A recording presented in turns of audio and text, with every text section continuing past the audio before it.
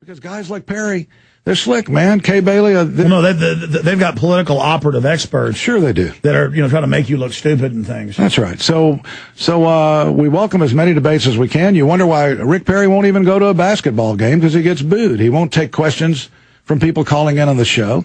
And an example of what he did, he lives in a house that we're paying $10,000 a month for. Right now, every month, the taxpayers are. That's a political statement. Mike Huckabee, the governor of Arkansas, when that mansion was being remodeled, he moved a double wide onto the grounds, and he moved his family in there, and that was his office. He worked out of there. That's a political statement, too. A good one. Yeah, it's just incredible. Why do we let him get away with it? Even if that was just political hype by Huckabee, still, he knew to do that. Perry just doesn't care. Perry likes to shop in Europe. He likes to be governor. He likes to wear nice clothes, live in a silk underwear house. No, he likes this stuff. And you know what? He knows how to play the system. He knows how to game the system. And the point is, I don't know anybody, Alex. I know you. I know Juford. I know the people. Kinky Friedman, stay there. We got a break. We're going to come right back and talk about an event you've got coming up. MySolarBackup.com. A lot of things can cut off your electrical power. Hurricanes, snow, ice storms. Global warming, gremlins can chew off your electrical wires. A lot of things can happen. And so instead of sending all your money to Al Gore and carbon taxes, I suggest you take your own power needs out of the control of that control freak and go to MySolarBackup.com. The degenerate control freak, blood-sucking parasites of government and the New World Order don't own the sun yet, folks. So make your move now. MySolarBackup.com, the great power source, 800 watts of power on demand, the solar panel, the system, the charger, the batteries, all of it. Great little system. Get a bunch of these, run your whole house. MySolarBackup.com, 877-327-0365, 877-327-0365. Coming up next hour, we're going to continue our interviews with Steve Voss, great Patriot songwriter, play some of his music. And we got Kinky Friedman music loaded up in there, too. Maybe in the last segment we'll play a song of his selection or part of one. Be careful with that. Yeah, some of the language. But you got so many enterprises going on, too. I like that, your free market. Tell us about Kinky Friedman's cigar website. Tell us about the campaign website. Tell us about your passion for saving animals and that big event that's coming up. Happy to. I just had one flash I wanted to suggest to you. What do you think about the idea of administering the tax test to the legislature, of the governor doing that when I'm governor? I think it's a good idea, but why don't you explain that to people? It's a tax test that we take here in Texas that is a narrow band of knowledge that you learn, and everything is determined from that. And most states have that now. And what this really does is it's the opposite of education. Education should teach kids to think on their own. So instead, I run into a teacher in San Antonio who says, I'm a world history teacher. They've already told me, go easy on Greece and Rome. Don't cover them much because they're not on the test this year. Wow. How can you teach world history without Greece and Rome? It's the foundation to understand how society works. Yeah. So, anyway, enough of that. What were we going to discuss, Alex? Well, no, I wanted you to plug the event, the musical event. The musical event we're having is a benefit for Utopia Animal Rescue Ranch. That's utopiarescue.com if you want to see some of the animals that we have. We got about 60 mutts, wonderful dogs, and we adopt them. And we've been doing this for 10 years, adopting thousands of them to people and to families. And this is a show that on June 13th, Jerry Jeff Walker and Ramblin' Jack Elliott and the Kinkster will all be there in a concert.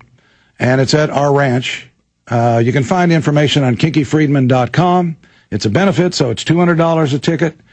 We've already sold well over 100 tickets right now, and we're moving. It's going to be an intimate type of thing, and it's going to be a great show. But if you want to help animals, and you want to see Jerry Jeff Walker and Ramblin' Jack Elliott and Kinky, coming up June 13th for this benefit. And awesome, and that's kinkyfriedman.com is kind of the portal site that goes to the other sites. Yeah, that's right, and this helping the animals has been great.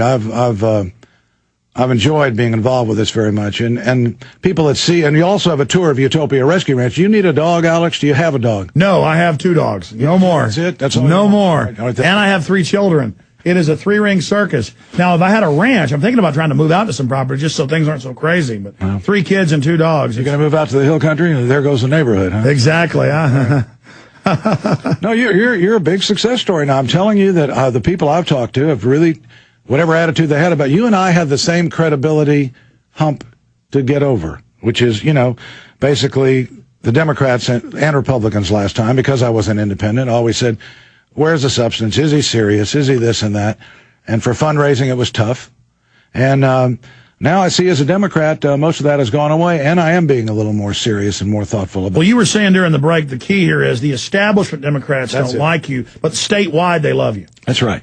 The establishment, I would say the far left bloggers, and they're sniping at me while I'm sniping at Rick Perry. Here I am attacking Rick Perry, and I look around, and the people that are attacking me are the Democrats instead of them attacking Rick Perry. Well, that is because you are an outsider. If they weren't attacking you, and I've seen it in the press, then I would say, oh, and I'm not for Kinky Friedman. I mean, that's really kind of the bona fide seal of approval when you really see, well, an old World War II saying, when you're over the target, you get the flak. Yeah. And if they were praising you, I'd go, I don't know. And we have things, as you know, now nationally. Everybody knows about the state school cockfights, human cockfights in Corpus Christi, where they had a couple kids. Oh, I wanted to ask you about that. All the sexual abuse of the kids, the state police, Texas Rangers try to stop it. They get shut down. What would you do as governor? Texas Youth Commission. Well, I'll tell you something, Alex.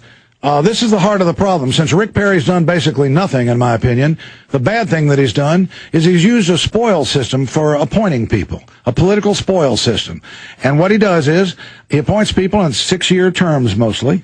So if he appoints you because you're one of his campaign donors, campaign guys, and you don't really care too much about the state school situation, you're a rubber stamp of Rick Perry. What happens is, when you go into a mental hospital, if you've ever been to any of these nursing homes or anything like that, they're hellish. Institution, you know where abuse is going on, everybody knows it. It's like a boil in your hand. The janitor knows it. The director knows it. No heads have rolled for this. Nobody's been fired. What Perry has done with these appointments in criminal justice, and I'll tell you another one, is a man named Tim Cole, who died. He was a rapist, accused of being a rapist. 13 years. He died in prison. This is Lubbock. Now the Innocence Project has cleared him with DNA, not the state of Texas, but the Innocence Project, some college kids, cleared this guy, and the real rapist has confessed. So now that Timothy Cole is dead, he's been exonerated totally, his family's been reimbursed, so forth. And now this is a failure. This is not a success story.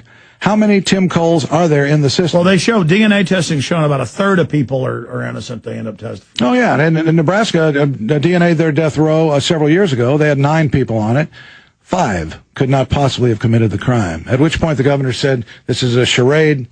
We can't do this. So I call upon it. Well, see, I was always for the death penalty, and I'm sorry for interrupting. I was always for it until I realized, yeah, I mean, if it was on TV, you catch the guy, it's clear they did it. This guy grabbed a little kid, raped him, and killed him. Kill him, eye for an eye. That makes sense. But the government, the system's so corrupt that they send so many innocent people to death you can't trust it. The system is so broke, it does so much more damage. Right. Well, I mean, what's the old saying of here's the solution. 10 guilty men go free, better than 1 innocent man. Well, people who are Christians have to define what that means, what it means to be a Christian.